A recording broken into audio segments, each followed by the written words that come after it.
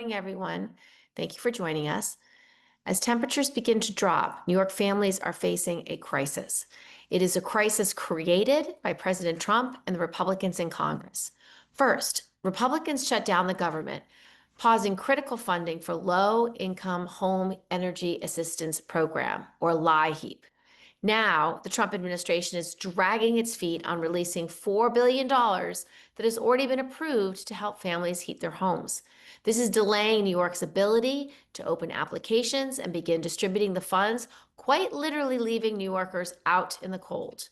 1.5 million New Yorkers rely on LIHEAP, but because President Trump has been so slow to release these funds, families are being forced to choose between heating their homes and buying groceries or medicine. My office has been inundated with letters from New Yorkers who don't know what they're going to do to stay warm this winter. One of them is Jesse, who lives with his mom in Saranac Lake. He told me that they rely on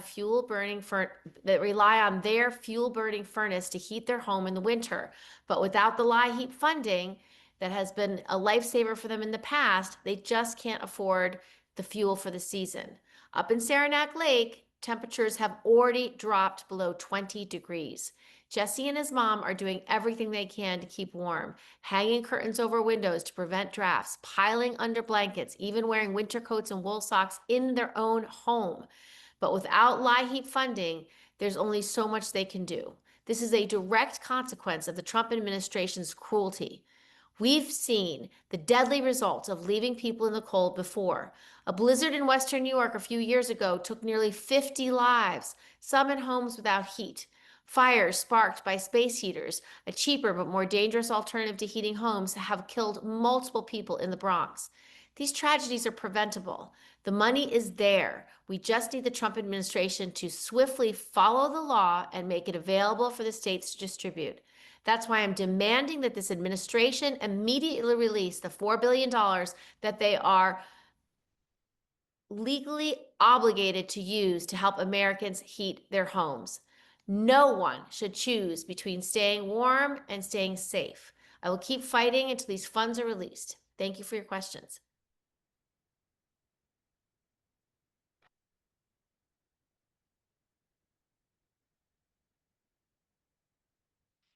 Brian O'Neill, WLEA Hornell. Hi, Brian.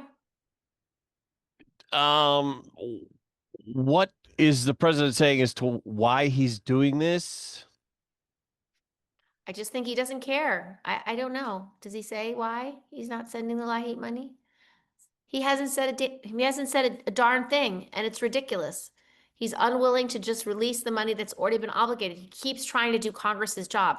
We obligate the money, we spend the money, and he keeps trying to take the money away to give tax breaks to his billionaire buddies. It's disgusting. Thank you.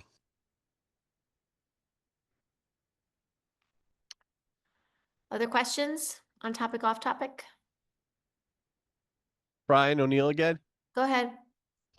The Flood Resilience Act that you've been working on, would it help places like Jasper Troopsburg Central School build a new school because their school was ruined in August 2024? And would it also help the town of Woodhull and Steuben County? Both of these towns, Woodhull and Jasper, were hit very hard in Hurricane Debbie 2024 and Tropical Storm Fred 2021.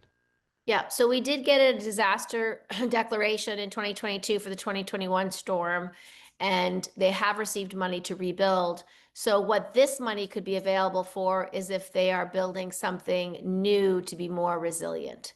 So if they need to put in a better water system or heating system, or they need to put it in a new drainage system so they can't be harmed in the future.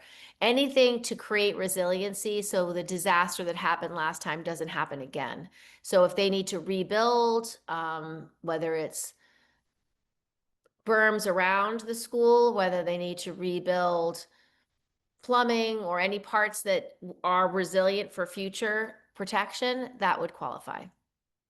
Yes, and residents of Woodhull, a number of them went to the town after the flood, and this would apply to Jasper too, I'm sure. They said in August 2024 that they felt, this is just going to keep happening over and over again. Right. So they need to Um, change your thoughts how on? they get rid of water in the area. Like, so they probably need to do different drainage systems. They may have to divert streams, or, I mean, it depends what causes their flooding. And so if there's something they can do to make the area more resilient, that project qualifies under this bill. And one more question. Sorry to ask so many. Do you know how much money would be available? How much is in our grant program? It depends on the appropriations and But what is the grant that you can apply to? Does it say as needed, or does it say up to a certain amount of money?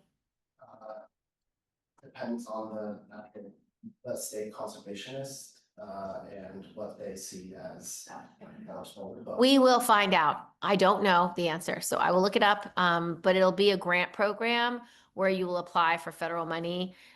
Usually grants aren't more than $1 million or $2 million, but we'll assess exactly what this program provides for.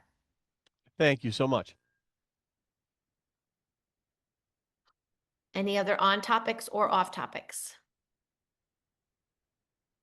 All right, well, happy Thanksgiving. If I don't talk to you guys next week, I hope people have a plan to go home, see their families, maybe make some good food. Bye, everybody.